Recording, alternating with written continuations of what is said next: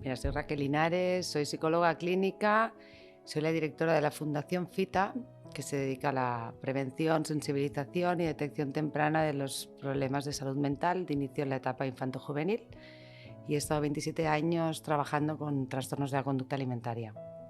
Bueno, las principales causas que llevan a un chico o una chica a tener un trastorno de la conducta alimentaria, principalmente es en un momento determinado de su desarrollo. Pasa como una crisis a nivel de autoestima, a nivel de imagen corporal, con mucha inseguridad y sobre todo tiene una dificultad muy importante de expresar cómo se siente y de pedir ayuda. Y ante todas estas causas, estos factores de riesgo, utiliza el trastorno alimentario como una forma de resolverlos, intentando cambiar su imagen, intentando cambiar su forma de comer, como una forma de encontrarse a él mismo o a ella misma. Claro, el trastorno alimentario sobre todo es una persona que está súper obsesionada por el peso, por el cuerpo, por la imagen. Entonces empieza a tener conductas que controla muchísimo, restringe lo que come o todo lo contrario. Como veremos en un trastorno alimentario, los diferentes trastornos que hay, lo que podemos detectar es que o come y controla de una forma rígida, muy estricta, las calorías, el tipo de alimentos, está obsesionado, obsesionada por las dietas, por el deporte y por todo lo que tiene que ver con los temas para adelgazar, con un objetivo que es bajar de peso, con un miedo terrible a engordar, que sería más el caso de una anorexia, o el extremo contrario, que sería pues en el caso de una bulimia, que la persona intenta también hacer este control, pero no puede, no tiene una personalidad tan estricta, tan rígida y con tanto control, entonces se va al otro lado, a la otra cara de la moneda, que sería se descontrola comiendo, come de una forma compulsiva. En algunos casos vomitan o controlan con mucho ejercicio físico y en otros casos, que sería la otra parte, que sería el trastorno por atracón, la persona que no compensa y cada vez tiene más problemas de sobrepeso o problemas de obesidad. Bueno, la parte más importante de cosas o anécdotas que hemos podido ver en tantísimos años, sobre todo no hay que olvidar que el trastorno alimentario es la forma que la persona tiene de expresar un malestar interno. No tiene nada que ver con nada superficial, ni nada tiene que ver con temas solo de imagen. La presión por la imagen, la presión por el cuerpo es algo que en esta sociedad que vivimos pues predispone a tener un trastorno alimentario, pero el problema es muchísimo más profundo. O sea, realmente la persona a nivel emocional ha quedado como mucho más inmadura, no sabe gestionar su malestar, no sabe gestionar sus emociones negativas y busca en la comida una forma de control o de descontrol, controlando su peso, controlando su cuerpo y queriéndose cambiar por dentro y por fuera. Y eso te hace enfermar. Por lo tanto, cuando ya estás muy metido en este tipo de obsesión, puedes ver como que el espagueti te come, puedes verle al espagueti cara de serpiente. Puedes ver en tu espejo, aunque peses 30 kilos, que pesas 50, te ves distorsionada por esas partes de tu cuerpo donde tenías más complejo. Eso solo pasa en una problemática como esta de salud mental, que debido a la obsesión, la percepción que tienes de ti mismo se distorsiona. Por lo tanto, es muy difícil cuando una persona se está viendo pues 3 o 4 centímetros más ancha por cada lado, que de golpe todo el mundo la veamos muy delgada y la persona no se vea. Anécdotas habría muchísimas porque la persona pierde un poquito el concepto de realidad. Bueno, el trastorno alimentario es muy importante, no es un problema de salud mental, es un problema grave.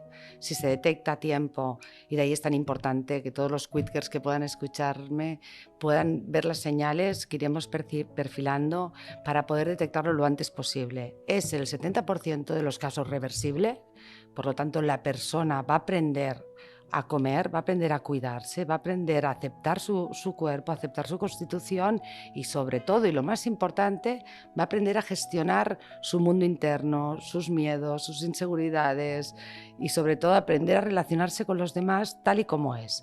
El trastorno alimentario es que me quiero convertir en otra persona.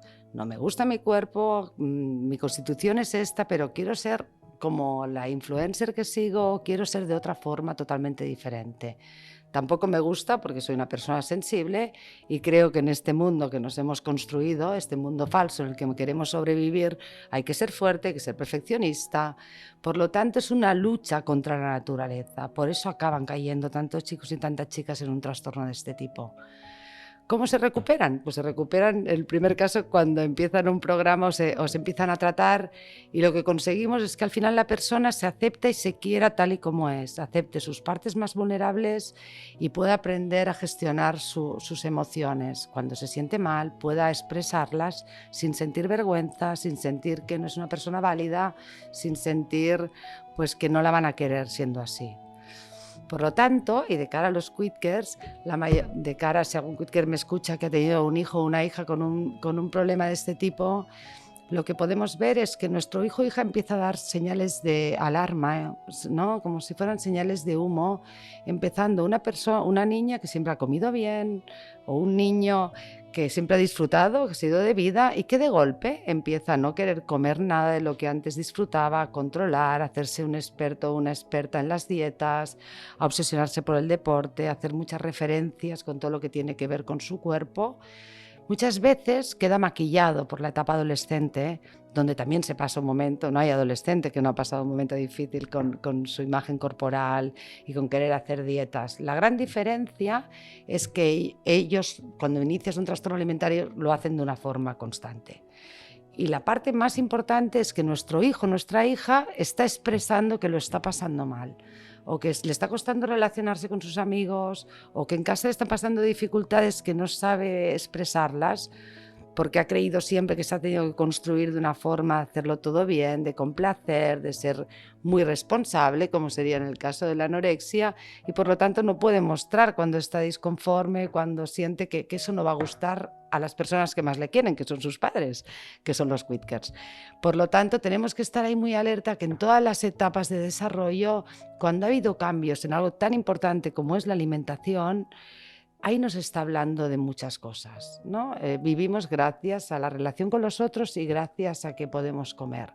Y cuando eso se altera es que la persona por dentro tenemos que poderle preguntar cómo estás, qué te está pasando, qué te sientes. Y siempre hay algo, o en la relación con los amigos, o está viviendo una experiencia de bullying o de rechazo, o una situación difícil que no sabe cómo encajar en esos cambios de la pubertad tan importantes, o está pasando algo en casa, o ha habido un cambio familiar, o hay una dedicación extrema a alguno de los otros hijos que tiene hiperactividad o que tiene cualquier otro tipo de problemática, y nuestro chico o nuestra chica con un trastorno alimentario siente que se tiene que retirar para no generar más estrés a los quidkers. Por lo tanto, es muy importante entender que es la forma mejor que la persona ha sentido que así puede sobrevivir. Busco estar todo el día pensando lo que como, lo que no como, bueno, ahora me lo he comido, ahora sí me lo he comido, me siento fatal, voy a vomitar porque si no me van a rechazar.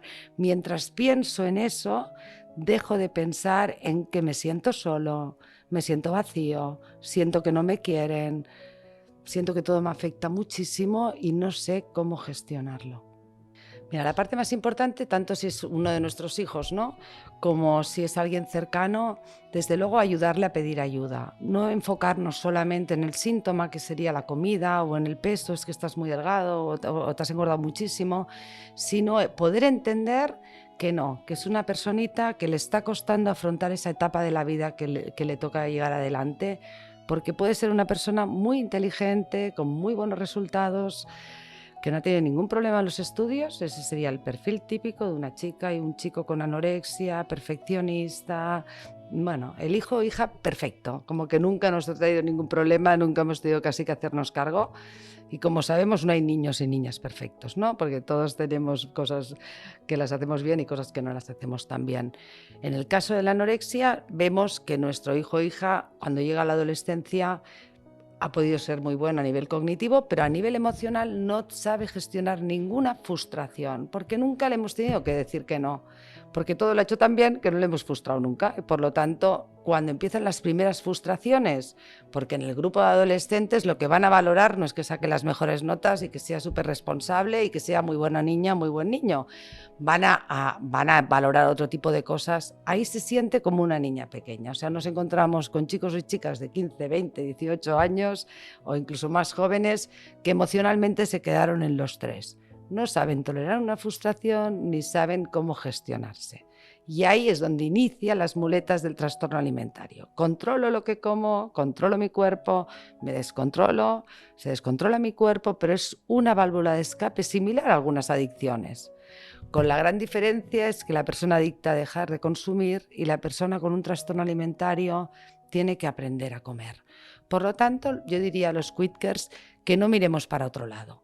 Si es una señal de alarma y que resulta que no hay nada, no pasa nada. Vamos a informarnos, vamos a ver realmente qué le pasa a nuestro hijo o a nuestra hija, porque para entender bien lo que le pasa necesitamos poner barrera a lo que sería el síntoma, o sea, que empiece otra vez a comer, que recupere un poquito el peso, porque si están en ese momento con tanto control, no puedes entender lo que le está pasando más profundo.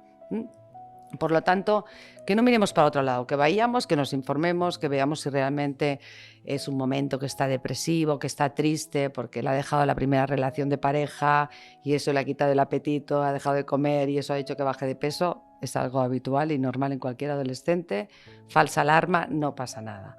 Si en cambio esa válvula de escape de ese primer fracaso o frustración le hace que ese estado depresivo, triste, deja de comer y eso se alarga en el tiempo, sin darnos cuenta, esa bajada de peso puede hacer que un chico o una chica entre en una anorexia, que es un trastorno muy grave.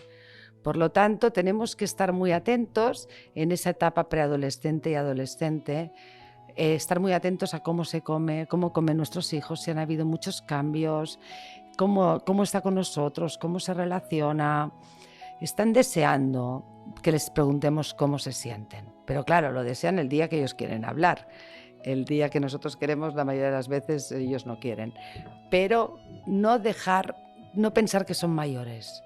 No son mayores y cada vez las neurociencias nos hacen ver que tenemos jóvenes cada vez con un cerebro un poquito más inmaduro a nivel de gestión, sobre todo emocional, o de discernir lo que está bien y lo que está mal. Necesitamos que los quitcars estén muy atentos, porque si detectamos a tiempo esas señales que nuestro hijo o nuestra hija nos está diciendo, esparciendo la comida, troceando los trozos, mirando las calorías de todos los productos que tenemos en la despensa, si estamos atentos a esas señales, enseguida vamos a descubrir que hay otras cosas, unas heridas emocionales y relacionales que le están pasando. Entonces va a ser muy fácil la resolución, porque trabajaremos ese primer conflicto, ese primer fracaso, y la persona dejará de tener que utilizar esas muletas para funcionar en su vida. Si algo que nos encontramos muchas veces, y esto va dirigido a los quitcars, es que muchas veces, o sea, la verdad es que como padres y madres no podemos saber todo, no somos super madres, super padres, sino somos padres y madres suficientemente buenos. Quitcars suficientemente buenos. Entonces, cuando nos encontramos que uno de nuestros hijos está teniendo una problemática de este tipo, y sobre todo muchas veces afecta también más a las madres porque tiene que ver con la nutrición, muchas veces nos culpamos, creemos que hemos hecho algo mal, que se nos ha escapado, que bueno, nos aparece una forma de fustigarnos muy heavy que no sirve y que no ayuda para nada. Realmente no hay una sola causa que pueda provocar un trastorno alimentario, es multicausal. Tenemos un factor y un altavoz gigante que tiene que ver con toda la presión social, con toda la presión de las redes sociales y todo lo que nuestros jóvenes están inmersos cada día y cómo les va generando eso una insatisfacción brutal a todos los niveles. Eso por un lado. Por otro lado tenemos todo lo que tiene que ver con el propio desarrollo y el temperamento de cada uno de nuestros hijos y las cosas que le han pasado en la vida. Y luego sí que tiene que ver la parte que tiene que ver como nosotros como quitcars, de la responsabilidad de estar alerta y de ver qué cosas están pasando y que no normalicemos, porque todos estamos con esa presión a la imagen, al cuerpo, a las dietas. Entonces tenemos que ser bastante objetivos. Nuestros hijos e hijas necesitan, ya que somos su modelo, necesitan que nosotros no hagamos demasiadas referencias negativas a nuestro cuerpo o a los cuerpos de los demás, que eduquemos en la diversidad, en que cada uno tenemos una constitución diferente y que luchar contra esa propia naturaleza es algo muy difícil. Acabas enfermando, vas a tener que estar toda tu vida siendo esclavo de una dieta. No vale la pena. Muchas pacientes cuando se recuperan dicen: he estado viviendo una esclavitud y un martirio para aceptar que mi peso es 2 kilos más.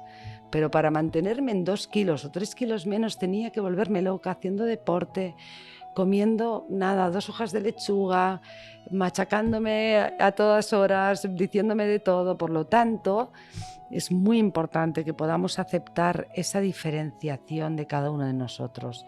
El modelo a la hora de comer, si no hay en la familia un problema determinado por algún tema médico, que la persona no pueda comer de todo, tenemos que intentar con nuestros hijos comer lo más variado posible y comer más o menos como comen ellos.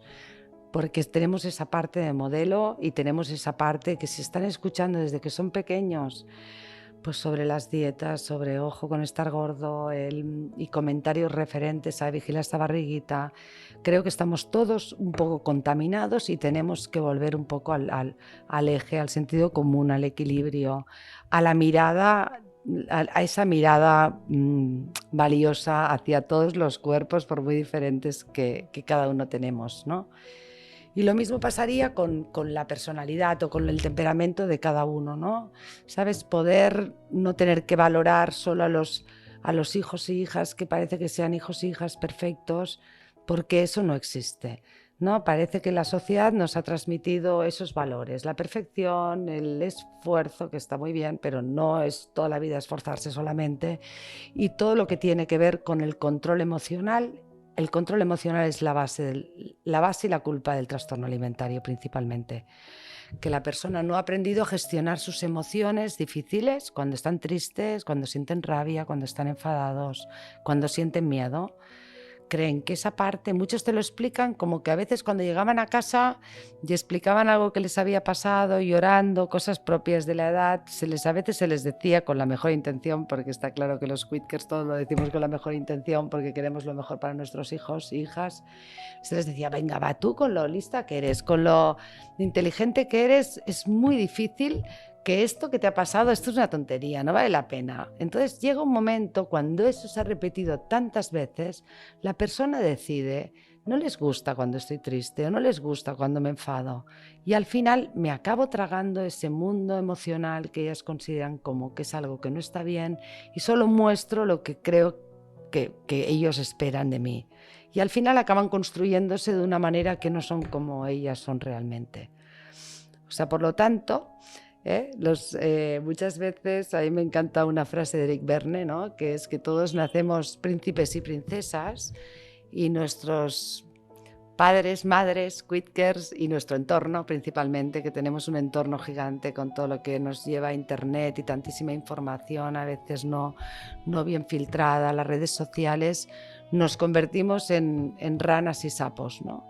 Y muchas veces después ya no puedes convivir en esa piel de rana porque no eres tú, te has convertido en eso que se espera que tú tienes que ser y ahí tienes que pasar por todo un proceso, por un tratamiento para quitar otra vez esa piel de sapo y de rana y poder descubrir quién eres con tu sensibilidad, con tus miedos, con tus inseguridades, con tu humanidad, ¿no? Yo diría que esos aspectos vulnerables que todos tenemos, necesitamos poder hacerlos muchísimo más visibles para que no se vean como algo negativo, sino que se vea como una parte que nos une a los diferentes seres humanos y por lo tanto a nuestros hijos los primeros, ¿no? Porque eso te quita mucho peso, mucha presión y te hace que te puedas ayudar, te puedas apoyar en los demás. Una persona que tiene un trastorno alimentario, lo primero que hace es no pedir ayuda. No confía, cree que si expresa cómo se siente se van a reír, no la van a ayudar, va a perder esa imagen que tienen de ella o de él y por lo tanto se va camuflando. Todo lo que le pasa, muchos de ellos lo llevan en secreto, sobre todo en la bulimia, que se vive con mucha vergüenza, o en el trastorno por atracón, y por lo tanto al final nadie les conoce o nadie las conoce, por lo tanto al final creen que nadie los quiere porque como nadie les conoce y han creado esa imagen de ellos mismos y de ellas mismas y ahí es donde el problema se hace muchísimo más grave. Lo que te salva en la adolescencia de cualquier problema y sobre todo un trastorno alimentario es que lo puedas compartir. Yo les digo, sobrevivir a la adolescencia en este momento en el que hay tanta presión, si lo puedes compartir con tus amigos, con tu grupo de iguales, te darás cuenta que lo que te pasa a ti no es tan diferente de lo que le pasa a tu amiga o a tu amigo, ¿no?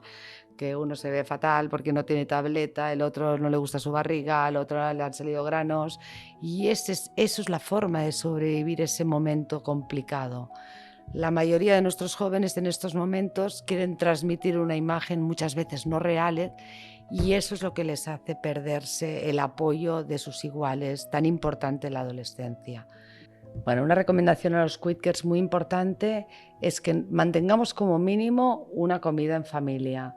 Sabemos que todos vamos muy a tope, que hay poco tiempo, pero una comida en familia enseguida observas cuando tu hijo o tu hija empieza a hacer cosas raras. Es el primer signo de detección. Segundo, aunque nuestro hijo o nuestra hija quiera ser vegetariano, vegano, etcétera, etcétera, esto que está tan de moda ahora, no podemos cambiar la comida de toda la familia y tenemos que ir desde luego a un médico que nos indique cuál es esa forma de comer para sustituir, y en según qué etapa de crecimiento no está bien indicado. Y tercer punto importante que nos puede también alertar es cuando, sobre todo en el caso de las chicas, empiezan a bajar de peso, que a lo mejor no es alarmante, pero empiezan a perder la menstruación. Eso nos está diciendo que está luchando contra su naturaleza y sería un síntoma muy importante para detectar un trastorno de la conducta alimentaria. O sea, quidkers tenemos que estar ahí como muy atentos a esas señales de cómo nuestro hijo o nuestra hija nos lo está comunicando de otra forma. Dejan restos en la habitación, si se están pegando atracones, en el fondo para que descubramos que están sufriendo. La comida, la forma como lo hacen, nos está avisando. Es como un código secreto que hay que saber descodificar. Cuando tiran el plato con agresividad, nos están diciendo, es que mamá, quidker, no me entiendes, no me estás viendo, no estás viendo lo que me está pasando por dentro. Solo estás viendo que quieres que coma, pero me pasan otras cosas. El mito de que una persona que sufre una anorexia tiene que estar muy delgado, bueno, uno de los criterios es que tienes que estar delgado para tener anorexia, ¿no? Un 15% por debajo de tu peso normal. Pero la realidad es que muchas veces hay casos de anorexia que no llegan a tener un bajo peso. Por lo tanto, sería un mito. Un trastorno de la conducta alimentaria tiene que ver con que es solamente personas que no quieren comer. Bueno, yo diría que no. Sí que realmente una de las luces rojas que vemos es que la persona empieza a controlar la comida, quiere bajar de peso y empieza a hacer una serie de conductas con el objetivo sobre todo y con el miedo a engordar. Pero no solo es dejar de comer, sino la persona realmente lo que expresa es un sufrimiento muchísimo mayor. Comer compulsivamente no es un trastorno de la conducta alimentaria, también tendría muchos matices, ¿no? Porque hay un trastorno de la conducta alimentaria, que es el trastorno por atracón, que realmente lo define el comer de una forma compulsiva sin medidas de compensación, que es lo que hace que la persona tenga un problema de sobrepeso. Si ante diferentes situaciones de la vida la persona pasa en algunos momentos en los que come compulsivamente, no podemos diagnosticar que es un trastorno alimentario. Es cuando es continuado en el tiempo. Entonces ahí tenemos que ver qué es lo que está pasando, ¿no? Porque es una válvula de escape de otras cosas el comer de forma compulsiva. ¿Las personas que comen chocolates y dulces no pueden ser anoréxicas? Bueno, la realidad es que es una pregunta que ahí es un mito que no tiene ningún sentido, ¿no? Nuestros chicos y nuestras chicas que padecen un trastorno alimentario se mueren por comer dulces, les apasionaban los dulces, se lo prohíben porque tienen ese autocontrol tan grande que disfrutan viendo cómo lo come un otro. Es algo muy significativo, por ejemplo, si viene una persona adulta, a veces una quidker con una anorexia de mucho tiempo y viene con el marido, otro quidker, te das cuenta que la mujer que tiene el problema viene con 40 kilos y el marido viene con 130 kilos. Eso quiere decir que muchas veces todo lo que ella no come disfruta viendo cómo lo come el otro, porque no es un problema de no tener hambre, se mueren de hambre. Es un problema que va por otro lado. Realmente la persona con anorexia se muere de hambre, se dedica a hacer recetas de cocina, a cocinar para los demás, a hacer que el otro coma, porque siento que si el otro come es como si me lo estuviera comiendo yo. Es un poquito más complicado. ¿Las personas que tienen bulimias están provocando siempre el vómito? No tienen tampoco mucho que ver. Hay bulimias que sí que vomitan, hay otras bulimias que no vomitan y no es siempre. Es cuando la persona siente en un momento dado un momento de descontrol, siente que todo lo que ha estado cuidándose, todos los alimentos que prohibidos, pues ha comido de más y entonces utiliza el vómito o los laxantes o los diuréticos como una forma de compensar ese atracón. Pero no es igual bulimia que vómito. Es también muchísimo más complejo y la persona sufre mucho cuando se siente culpable después de comer lo que no quiere comer. Porque la vida no viene con instrucciones.